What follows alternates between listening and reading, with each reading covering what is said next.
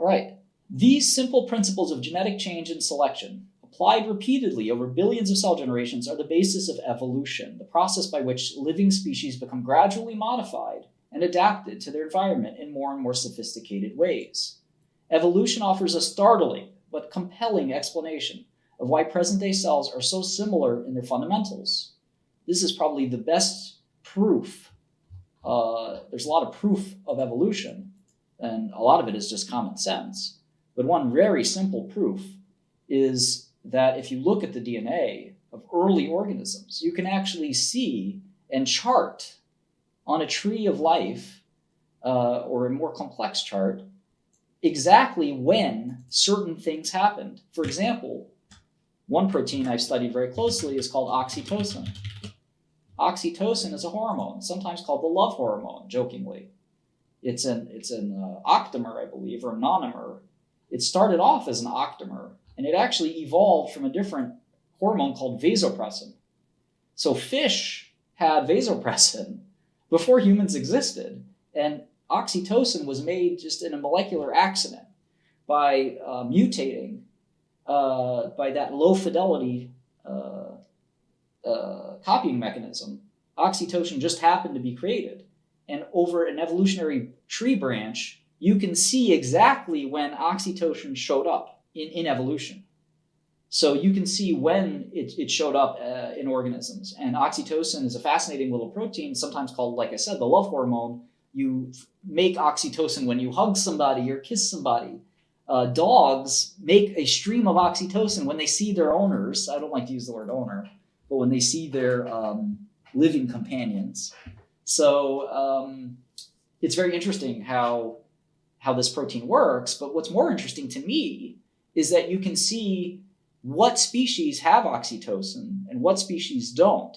Most unicellular organisms like bacteria don't have oxytocin. But what point did organisms grow enough to require it? And you can basically see that there's no doubt as to how this all came about. It came about by accidental replication of some of these proteins. There's no doubt whatsoever that this was an happy accident, and that humans are the production of lots of these little happy accidents. And over long enough periods of time, we can't think and conceptualize and contextualize just how long we're thinking about. We're thinking about millions and millions of years. Over enough generations, you'll see those differences. Mendel, who was a friar or a priest or something like that, right? Mendel, used Pea Pods. And he could see the evolution, or at least the hereditary traits, very quickly. It wasn't long before he realized, well, if you mate these two plants, this is what you get. And it isn't a surprise that over time you could influence the sort of drift of genes and species of these pea pods, because it was very quick it didn't take long to reproduce these. It takes a long time for humans to reproduce. So you don't see the changes immediately. But you could even think in your own head, if only these types of people reproduced, this would be the only progeny left. And then every now and then you'd have an accidental mutation that maybe would change hair color or skin color, and then you'd have to start all over again. So, it's just something to think about in terms of, it's pretty easy to understand from a common sense perspective. So anytime I hear somebody ask about the whether evolution is true or not, it's very frustrating to me, because it's just something born of ignorance. All proteins evolved over time. That's correct. Gemini in chat is asking. That's exactly right. Proteins evolved just like species did. Very, very interesting way to look at it. All right. So repeated application of these billions of cell generations are the basis of evolution, the process by which living species became gradually modified and adapted to their environment in more and more sophisticated ways. Evolution offers a startling but compelling explanation of why present-day cells are so similar in their fundamentals. Our cells are the same as bird cells, and those are the same as bacterial cells, where they have a lot of the same characteristics in DNA. They all inherited their genetic instructions from the same common ancestral cell. is estimated that this cell existed between 3.5 and 3.8 billion years ago. And we must suppose that it contained a prototype of the universal machinery of all life on Earth today. And again, that's debated quite a bit. It's not 100% clear how that happened or what it looked like. And we'll probably talk about that in a minute. But it is very interesting. And perhaps there are parallel, ancestors that created life. It's possible a lot of different things happen. So we don't have all the answers there quite yet.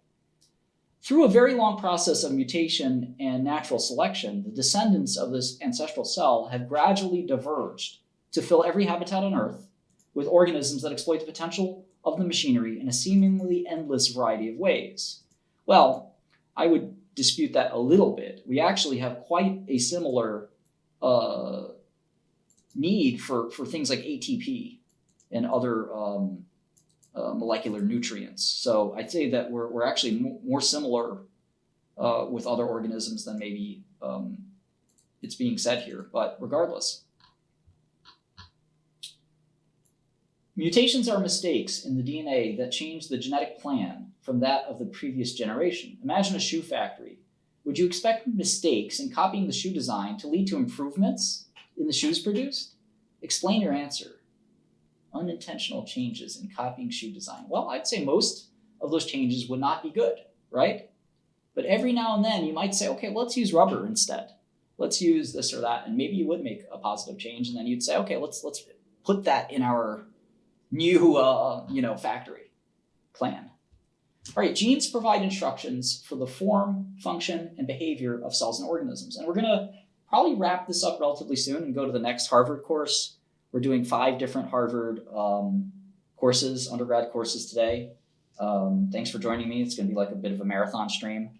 So genes provide instructions for the form, function, and behavior of cells and organisms. A cell's genome, this is what this word means, its entire sequence of nucleotides in an organism's DNA. Just how much is that? Let's look. Because we looked at dystrophin, but I want to look at the genome size of a human. How many nucleotides is that? 3 billion. 3 billion nucleotides. So the one we looked at, dystrophin, had 2 million nucleotides. So if you look at all of our genes, 3.2 billion nucleotides of DNA. And, in computers, they're binary, right? It's 1, 0, 1, 1, 0, et cetera, et cetera, et cetera, et cetera. That's the binary. But in DNA, it's ACTG, so it's quaternary. Quaternary. There are 4 bases. And in numbers, we have 10 bases, right? 1, 2, 3, 4, et cetera. You could do pi.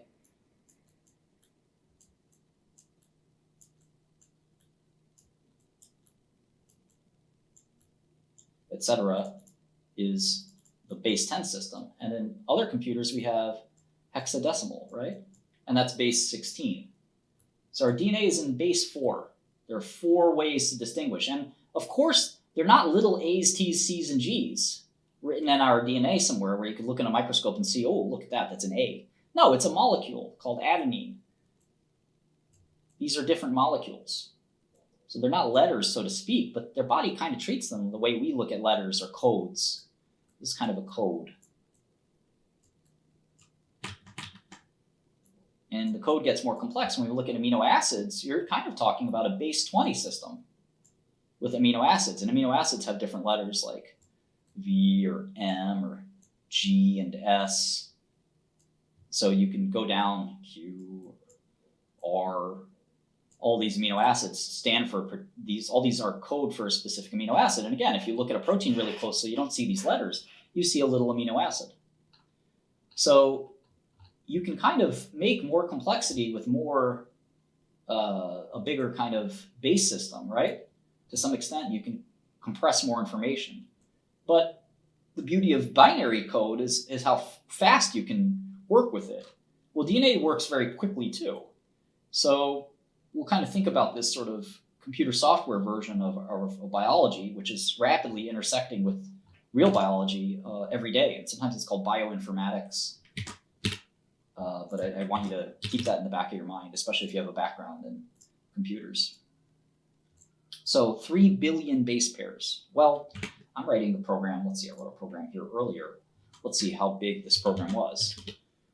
Well, it's very, very small. It's 4,000 bytes. So 4,000 bytes, in fact, if I think about, okay, well, how big is my entire,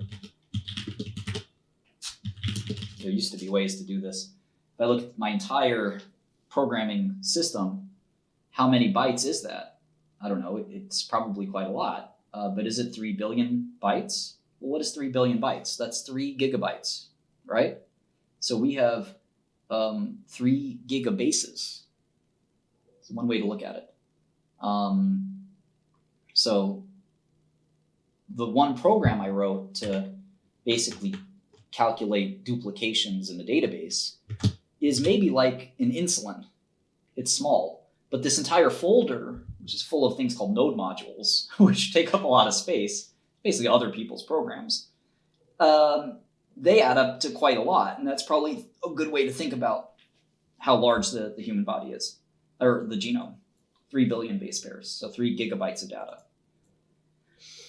All right, so this is a genetic program that instructs a cell on how to behave. Sort of. That's not exactly what I would write, but that's their textbook, not mine. For the cells of plant and animal embryos, the genome directs the growth and development of an adult organism with hundreds of different cell types. Within an individual plant or animal, these cells can be extraordinarily varied, as we'll discuss in chapter 20. There's fat cells, skin cells, bone cells, nerve cells, and they seem dissimilar from each other, as any cells could be. Yet all these differentiated cell types, we're going to look at this term in really close detail, differentiated cell types, are generated during embryonic development from a single fertilized egg cell. That's kind of what's amazing, right? Is that even though all the cells are different, at the end, they kind of have a common ancestor even within one organism.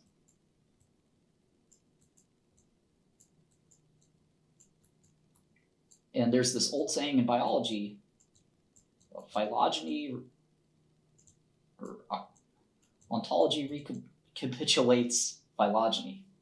And the point is that just like we have a common ancestor, that primordial cell, say P for that, and then say we have fish here, and then we have, I don't know, mammals here, and then finally humans. Just the same way we have that, we also have that in our own bodies, where we have, say, an egg cell, mesenchymal progenitor cells, then maybe we have a blood cell progenitor, like a hematopoietic stem cell. And then finally we'll have like an erythrocyte, which is a red blood cell. So we'll have that a weird descendant system, even in our own, and of course lots of branches, even within our own bodies. So it's a very funny thing to see. And this old saying actually shows you that when the egg is dividing and growing, it's actually recapitulating some of the old evolution, that the fetus will kind of look like a fish and then kind of look like another organism over time during its embryonic development, which is kind of a little bit crazy and unusual. So we call these cells at the end of that chart, towards the bottom that I just showed you, differentiated. And there are cells that are less differentiated. And sometimes they're called pluripotent, or they have other words. But I want you to think about cells that are very differentiated versus cells that are a little less differentiated. And our organs have cells that are sometimes very differentiated and sometimes those that aren't. All right. All these different differentiated cell types are generated during embryonic development from a single fertilized egg cells, and they contain identical copies of the DNA of the species. So you would think that, let's look at that hematopoietic stem cell, and then you look at, let's say, a white blood cell, progenitor cell at least, and then you look at, let's say, a T cell. And then on the other side, you maybe look at a red blood cell. We've all seen red blood cells under microscopes, or what they kind of look like. And they're very simple cells that just have hemoglobin and carries oxygen. These cells are really different, but they all have the same DNA. Every single one of these cells, every single one has the same copy of DNA, the same master copy. So theoretically, why couldn't this cell be programmed to be this cell? What gave it its destiny to become a red blood cell? What gave this cell its destiny to become a T cell? And what gave this cell its destiny to stay as this kind of more neutral hematopoietic stem cell that could give rise to dozens of different types of cells? We used to think that these hematopoietic stem cells, which when people say they had a stem cell or a bone marrow transplant, this is what I'm talking about here. What made these bone marrow hematopoietic stem cells stay the way they are and always be ready to be a copy or template for differentiation of other cell types? There used to be the thought, I was about to say, that people used to think that the hematopoietic stem cells could only differentiate into about 5 or 6 cell types. But now we're up to 20 or 30 different cell types in the blood system. So if you read an immunology textbook, it's rapidly becoming obsolete every year. You can barely keep up with that. We'll get to the four factors and Yamanaka factors later. So I do want to touch on advanced topics and beginner topics, even within that first course. So just to get your mind ready and appetized to knowledge, I think that's one of the most important things of pedagogy, is making sure that you leave a couple morsels for what's next. And I think that excitement is what drives, to me, the motivation to learn. Otherwise, you lose that motivation. Their varied characters stem from the way that individual cells use their genetic instructions. You can look at this gigantic dictionary or instruction manual, and you get a electronics, new piece of electronics. You might get an instruction manual that's 100 pages, and you don't read it. But or at least most people don't. I read every single page. But these cells kind of have that big, heavy instruction manual. It's tens of thousands of pages, and they go through it a page at a time to figure out I'm on page 83, or I'm on page 2 million, or I'm on page 75 million, and they look up what they're supposed to create. And each cell has a bit of a different situation. So different cells express different genes, and this is the key part. We have a lot of different genes. Anybody know how many? Those 3 billion nucleotides, how many genes are they composed of? Genes are like separate, and this thing keeps going and going. Genes, how many genes, human genes, are there? 20 to 25,000. I was going to say closer to 30,000, but regardless, those 3 billion nucleotides are split into 20,000. So what does that mean on average, right? On average, we got 3 billion. This is 3 million. So this is 3 billion. And then we have 25,000. So here's thousands. These will cancel out, right? And then we have 20. So these 2 will cancel out too. And 2 and 3 are pretty close. So we'll just fudge this to a 3. This is how I went to prison, by the way. I'll just sneak that, turn that 2 into a 3. And we know now that that was a joke, by the way. Each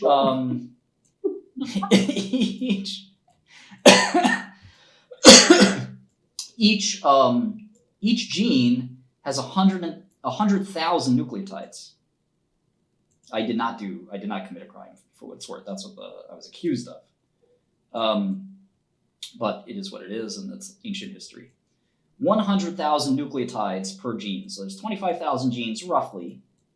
I think the number is higher than we think, but regardless, it's quibbling at this point. And there's 100,000-ish, looks like a little more, thanks to my little adjustment there, probably 150,000 nucleotides per gene. But we know that dystrophin, right, had 2 million. So just because there's another one called titinin, that is, I think, the largest gene in the human body. There's one called nebulin that's also very big. So just because the average is 100,000 doesn't mean that every one of them is 100,000. Some of them are like dystrophin that are 2 million, 2 megabases. And then we saw insulin, which is really small, just 6,000 or so bases. So I want you to think about that, because some of these cells will express some of these genes and some of them will turn them off. And that's what makes them different. That's why a red blood cell is expressing hemoglobin. But a lot of the other cells are not going to express hemoglobin. They don't need hemoglobin. That's not their job. Their job is to be part of the eye or part of the liver or part of whatever. Each cell will express those different genes. And that's it is kind of crazy if you think about it, though, that every single cell technically has all the genes it needs to be any cell. And maybe that'll come up later as something that's going to be an important theme. And would you structure, if you had to design your own organism, is that the way you would want it? That every single unit had the ability to be any other unit in the whole machine, but that each unit would just turn on the parts that it needed? A very interesting way to look at it. I don't know that you'd necessarily think about designing a machine that way. Maybe you would. Maybe we should learn from the body how we should design machines. All right. Different cells express different genes. That is, they use their genes to produce some RNA and proteins and not others, depending on their internal state. There's like a computer word. And on cues that they and their ancestors have received from their surroundings, mainly signals from other cells in the organism. The DNA, therefore, is not just a shopping list specifying the molecules that every cell must make, and a cell is not an assembly of all the items on the list. Each cell is capable of carrying out a variety of biological tasks, depending on its environment and its history, and it selectively uses the information encoded in its DNA to guide its activities. Later in the book, we'll see in detail how DNA defines both the parts list of the cell and the rules that decide when and where these parts are to be made. And that's the interesting thing here, is that you think about DNA as this very dry list of, okay, here's a gene, here's a gene, here's a gene. There's 20,000 of these entries. And that, well, those entries, when processed, will inevitably through, obviously RNA in the middle, will become these proteins. And that's another list. But where in this list does it say, this is something that's easy to understand, right? But where in this list does it say, okay, I cell be an eye, right? Where does it say in this list, lung cell be a lung? This is a very poor drawing of a lung, 2 lungs. Where does it say kidney cell be a kidney? And hundreds of cells, cell types that can create these organs. Where does it say, you do this, you do that, you become this, you become that? It's actually very detailed and difficult to explain. There's no really easy way to do that. Of course, it's got to be in here somewhere, right? But it's a little confusing because if each of these genes codes for a protein, those proteins are the machines that make us up. Well, which part of this is sort of doing that meta or epi instruction? These are 2 important prefixes that we're going to see over and over again. Meta and epi. Where are those instructions for the instructions? The instructions on how to use these instructions. Where do they live? That's one of the most interesting questions.